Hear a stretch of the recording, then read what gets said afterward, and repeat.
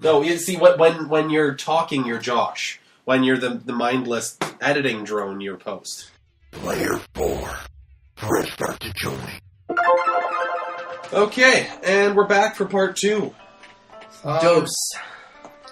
So my initial topic, not only was Microsoft pissing me off with their console, they pissed me off again by repealing all the bad shit and ruining my topic for this podcast.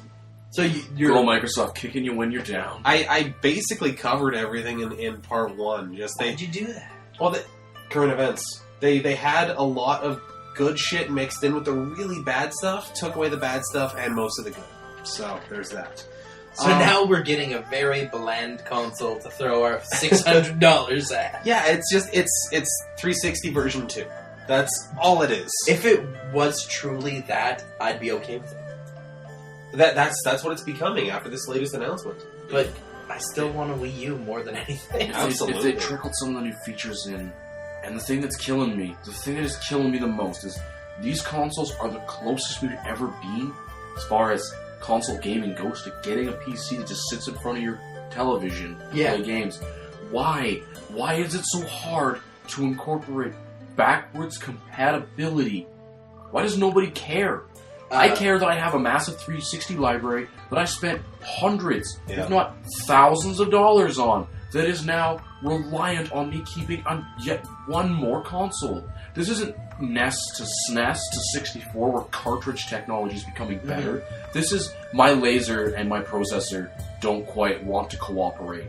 So I felt like being a dick and not including the old laser and processor to understand the old disc.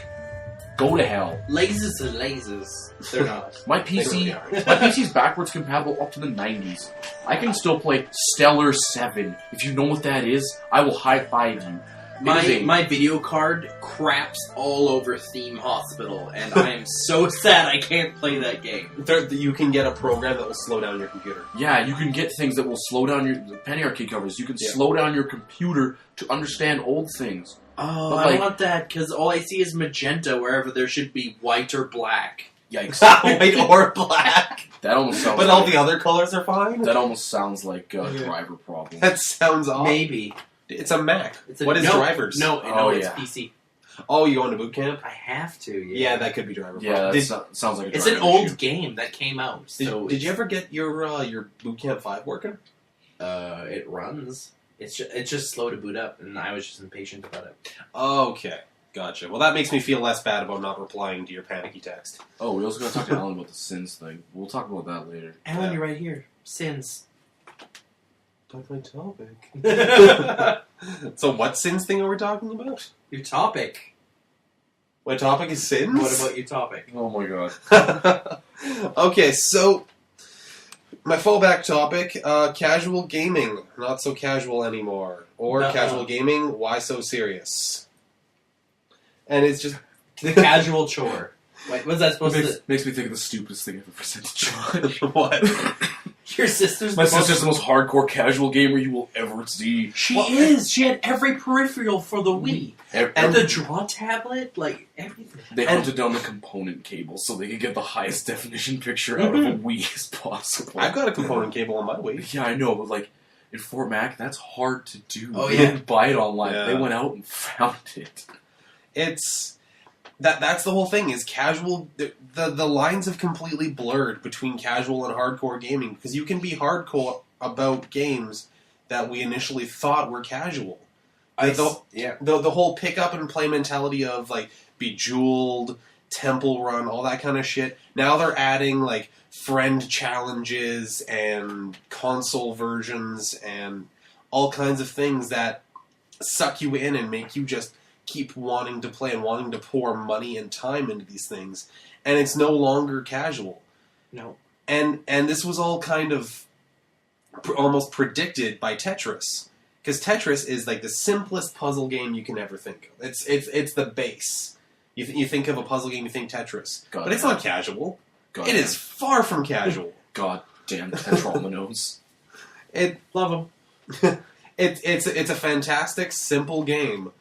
And if it came out nowadays, people would think, oh, it's another casual puzzle game, like one of those, again, Bejeweled or some other thing that I can't think of off the top of my head.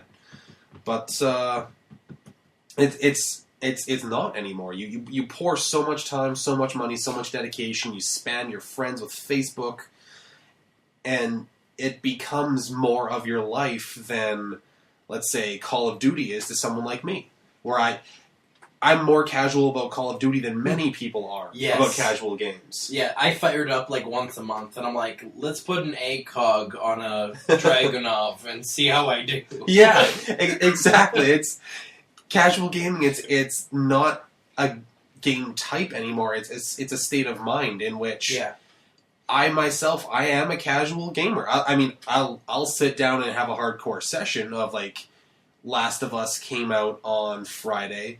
And I beat it Sunday night. Ooh. That's good once in a while, though. Yeah, it's once in a while. God of War 3. Sat down in the morning. 10 hours straight. Sat down in the morning, booted it up, got up for supper when I was done. Dana and I sat through that whole thing, and we fed you so you could keep playing. It was glorious. But 99% of the time, I have a pile of games sitting beside the 360. I'm like, you want to play Injustice or Rocksmith or Call of Duty? Fuck it, I'll read comics. That's delicious comics. That's my gaming. That's a casual gamer nowadays. It's not someone who sits down at their PC and logs on to Farmville. Farmville's way more hardcore. No one plays Farmville anymore. It's Farmville 2. Is it really? Yep. Wow, I clearly don't follow that closely enough. Is it at least 3-dimensional? Yeah. Doubt it. It's a Facebook game. Isometric in some browsers. Unless it's like super isometric, in which case I hope they clean that shit up nicely. I know Farmville was like isometric kind of stuff. Yeah, I know, but like... Let's not get into fucking Farmville. Yeah, I know. Oh, one thing that was delicious though is that Lady Gaga released a new song on Farmville. That was a long time ago. She released a song on Farmville. Really? Yeah, it was exclusive on Farmville. You had to visit her farm. Wow. That's Sorry. not at all what I was talking about. I know. That's me. No, that's shit, what was I thinking? Oh, right, Zynga. The goddamn assholes of the gaming world. Stealing ideas left and right. So when Draw Something by, I don't know how to pronounce it, OMG Pop? I don't know how to pronounce their name. That's it. I thought it was like Omg Pop or something. I don't know. No, it's OMG as the acronym. Okay. So OMG Pop made Draw Something. It exploded. It was making money hand over fist. Everyone was playing it. I played it for a long time. Yeah, it was... It's fun. It's a cute little game. And it's been done so many times before. No one knows why. There's no legitimate reason why this took off so well. None. If you go on the... There was articles at the time of its explosion in popularity. People couldn't figure it out because identical games on the App Store had been out for longer. It did have a really nice design. It was very smooth. Yeah, it was a very well executed version of what it did. That's for sure. But so it's exploding in popularity. Zynga's like, we will give you a insane amount of money to own your company. OMG Pop says, okay. So, fast forward, Zynga has officially closed down OMG Pop, and they've had to downsize a ton of their offices. Yeah. Because they're like, well, wait, what? It stopped making money. Why was it popular again? Make more popularity, and no one... now it's 4 picks. One word. Yeah, and again, that's another thing that's like... So simple. Why is it popular? Yeah. It's one of those things that just... It hits meme level. They're very trendy, those phone games. I've tried to minimize my phone games to cool indie ones that I got from Steam. And then I keep Angry Birds Star Wars around just because I'm like, it's Star Wars, I'll play it, but I don't touch it. Yeah, I'm in exactly the same boat. I've got that, Angry Birds Space. Temple Run? Temple Run 2, I've actually been... Oh, I'm sorry. I put like 5 or 10 minutes in each day for the challenges, so... So they got you. Yeah, no, they totally got me with that. And it's even insidious, because every day, like, right around when supper finishes, it gets a notification on my phone, like, hey, only a few more hours in the day. You want to do the challenge? Oh. I'm like, yeah, I do want to do the challenge. I gotta go poop. Yeah. Games on your phone. Cool. What's all these phone calls happening on my gaming device? Yeah. Xbox One. God. Oh, yeah, another thing with the Xbox One that they didn't go back on is the whole microphone always listening, so you can say Xbox on, Xbox off. The military is actually super concerned about that. Because a ton of soldiers have 360s that they take overseas. Yeah. And they were getting pissed about the whole region lock, about the calling home once a day, and especially about the microphone always being on. Because who knows what the grunts are talking about while they play. So we're gonna hit them at 500 hours. What's the password? Xbox on. So I'm gonna talk about all the stuff that was classified. Plus, it's having the Kinect on with that kind of function is just it's ripe for trolling. Yeah, 'Cause Paranormal Activity 4 taught us not to have a Kinect on all the time. Well, that and your mom yells up, "Okay, Xbox off, time for supper." I don't. You live with lose my all your mom, so I'm set. Your wife calls over, "Okay, time to turn the Xbox off and have supper." And then I'm married to a woman with 2 broken legs. No, I'd have a broken neck. It's a graduated version of Skyrim's always on commands where you could just walk in and say ally attack autosave. Yeah, but at least autosave is a separate little thing. Only if you've done manual saves. Ooh, right. Some people just rely on the autosave. They're like, my world is permanent. Anything that I screw up or do is forever. And then someone Same with pokes their friends. head in and says ally attack quick save. Bam, you have the whole village against you. Unrelenting force. Quick save. Yeah. Ally attack, unrelenting force.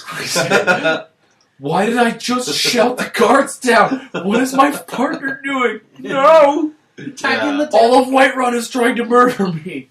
Also, on a random other note, Skyrim Connect commands are for very lonely people. Because with the always listening, you try to have a conversation with someone. Yeah, and your inventory starts shuffling, Yeah. and then you're equipping bows, and you're like, oh shit. But I'm a sorcerer, fuck! It's not that bad.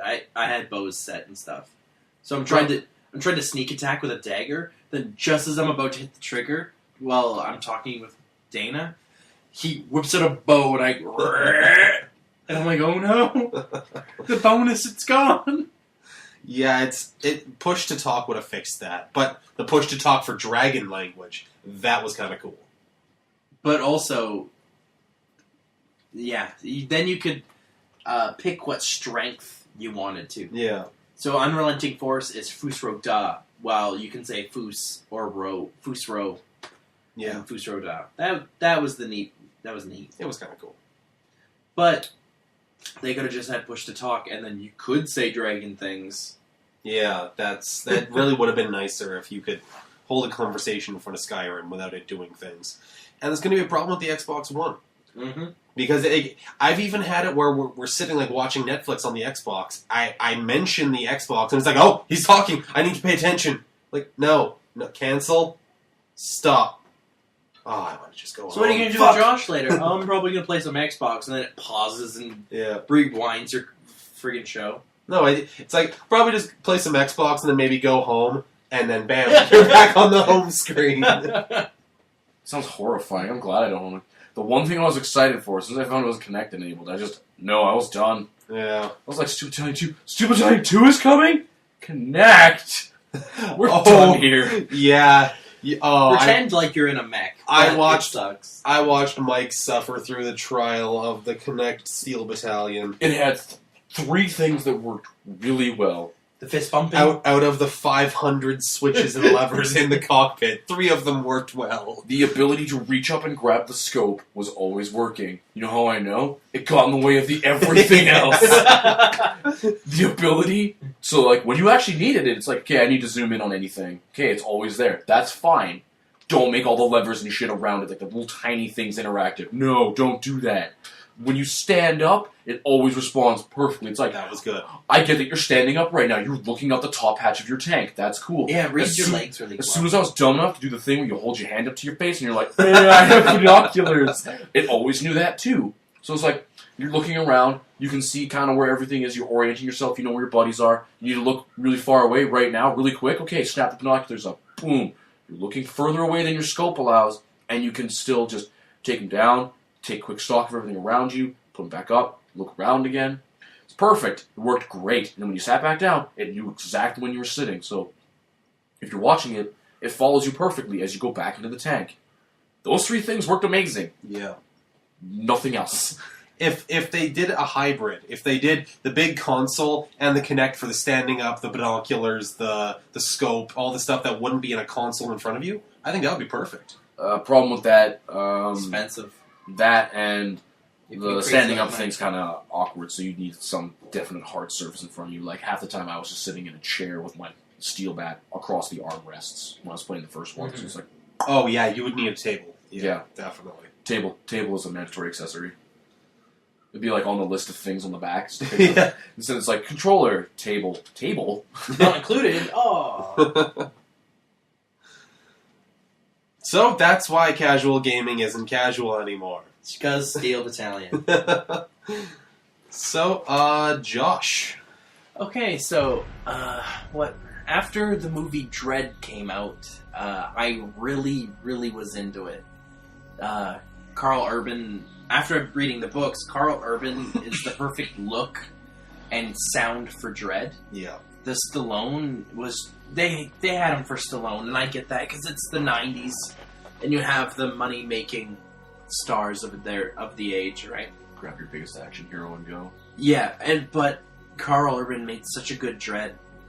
Because after reading the books, Dredd's a little skinnier. He's more about speed and accuracy than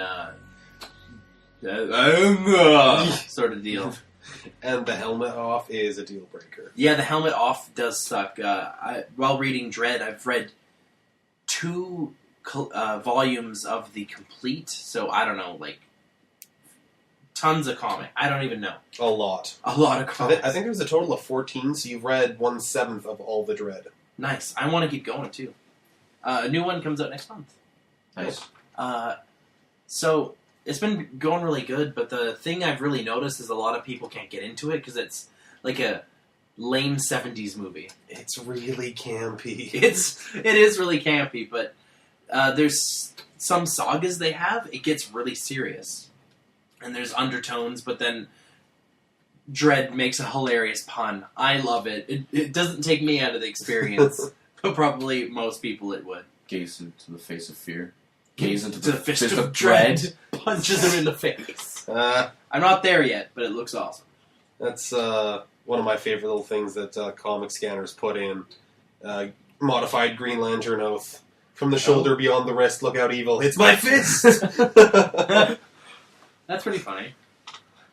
But it starts out as all these little sort of random stories of Dredd on patrol.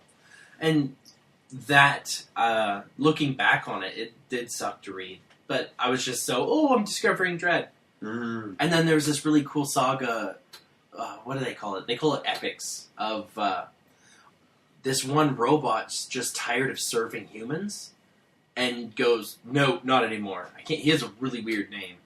And he just decides to change everything and starts reprogramming robots, and then he gets a robot army, which is like their bottom level, like their gas station attendants, their waitresses. It's pretty much everything they need. All the service industry. Yeah. It's pretty much run by robots. And it's long. It's like 6 or 7 what would be comics of this one epic. And then he gets this it's so campy. His apartment, all he does is go home, rest, and read the book The Law. Yeah. And his landlady is sort of like his housekeeper, I guess. And she's Italian, and they write her Italian accent.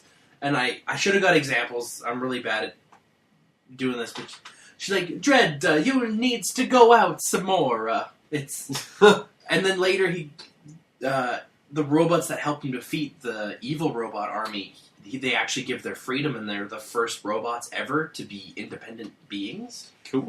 But there's this one robot called Try Me, I'm Walter. That's his name? Yes, like the revolting robot. He's got a way stranger name. Well, Try Me, I'm Walter, he has a speech impediment, so he's like, Judge Dredd is my hero. They write it all. Accents and speech impediments can make comics really hard to read sometimes. Yeah, you read a lot more than me, so I really... Well, if they make it like a really dense accent where it's like you have to sit there and sound it out to figure out what they're saying. So you can hear it yourself and go, oh shit, okay. Yeah, sometimes they go overboard. Well, yeah, and then they did a few more epics than that one. But the second one has just been awesome.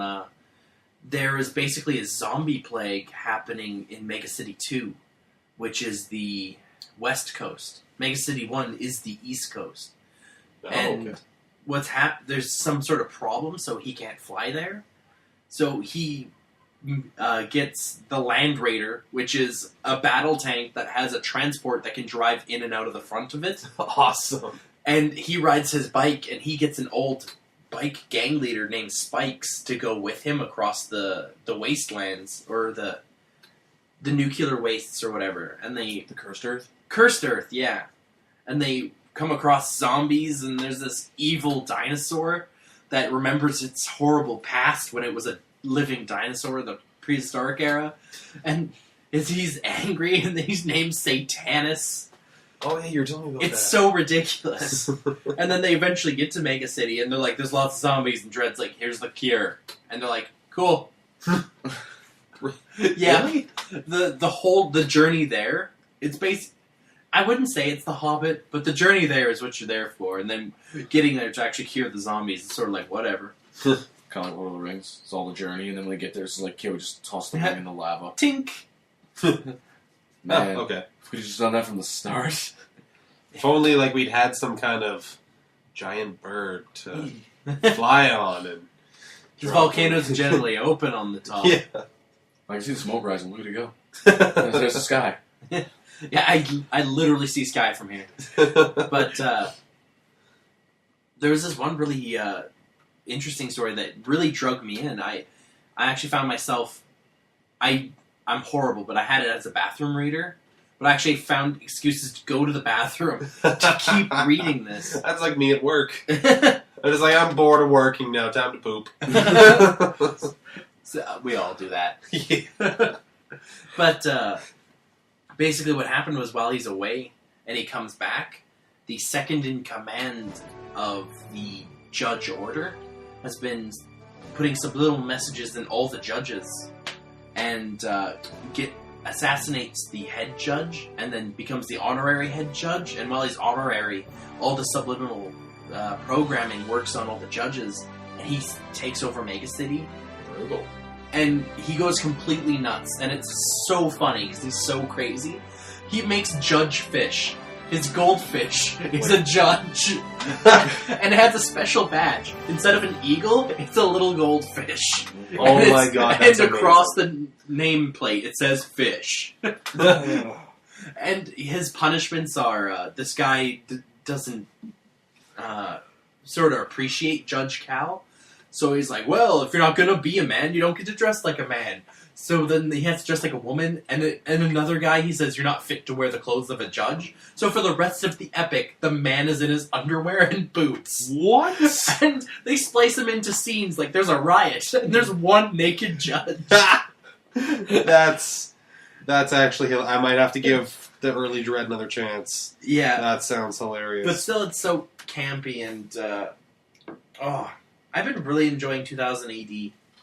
And they make a lot of references to themselves and stuff. And then as a bonus, on Google+, yes, I use it a lot. One of the guys I follow makes minis for... he's a sculptor. And he's got a commission, and he's been making 2000 AD minis. I've been posting them on the group. I basically need them to live.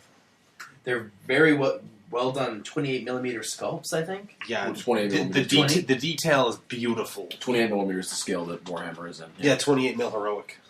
Specifically heroic, yeah. But you can So still wait, swap. so Judge Dredd would fit on it? Yes, you can swap Dredd in for like something in your army. Tau Tank Commander. No, that'd be too awesome. Yeah, the 28mm heroic scale just means that the limbs are a little bit goofy huge. Yeah. So basically... I've seen some Warhammer cosplay, and I'm like, Yeah. They're proportioned like that? Yeah, yeah. So when it comes to Dredd, I really like it. It's campy. A lot of the single story things, like it's a one comic story. There's the big bad guy. Something goofy happens. They're going to defeat Dredd. Then he kicks their ass and has a punchline. And it's so good every time. But I understand if you don't like the campy stuff, you might want to skip it. If you like give it a Dredd, preview. Yeah, if you like Dredd, can't get through the campy stuff, the Dredd Batman crossovers are actually pretty decent. I need to find those volumes. They're not bad. Like, I can't read on the computer. I need to actually I need the paper. Yeah. The iPad is really nice for comic reading. I can't just iPad it up. So, that's enough Dredd for me. Okay, well, we got 5 minutes till the hour break, so should I just kick it off here? Or are we just gonna... Sure, let's do a 3-parter again, because screw you, that's why. Okay, thanks for listening to Part 2. In Part 3, we'll address James Cameron versus James Cameron, and Player Cameron 4. versus Cameron. Oh, right, Player 4. We have to do 3. Yep, we'll cover Player 4's question, Dana asking, how does Superman shave? And then we'll also... Wait, is that next week's question?